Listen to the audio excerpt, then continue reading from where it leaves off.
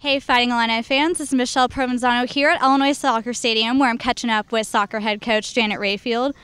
Coach, you guys are on the West Coast this weekend. Talk about your takeaways from your matchups with Washington and Portland over the weekend. It was, I think, a really challenging weekend for us in a very good way. Two really good teams. Watching Washington, already ranked in the top 25, and I think will climb the rankings, a quality team. And I think they really challenged us. And, a 2-run result was, we want to go and win every game. But I think we learned a lot of things about ourselves in terms of how we can deal with a team that can put you under that kind of pressure, that can knock the ball around that way, and that's organized and hard to break down.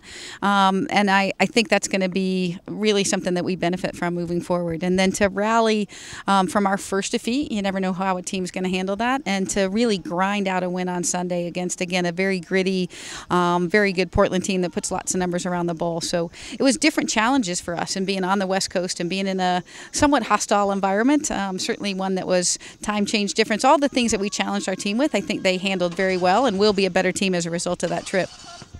And as far as Friday goes, looking ahead, you guys are facing Northern Kentucky, a first for you. So talk about some of the things you guys are doing to get ready on your end for the Friday. Well, I think the first thing is we're just trying to physically and certainly mentally recover from a long road trip, and that will be an important thing for us. They've had a week off, they had a game canceled, so you certainly know you're going to get a physically fresh team coming in here, and one that's essentially undefeated and one that's scoring lots of goals. So we're going to have to be defensively on top of our game, to compete with this Northern Kentucky team on Friday.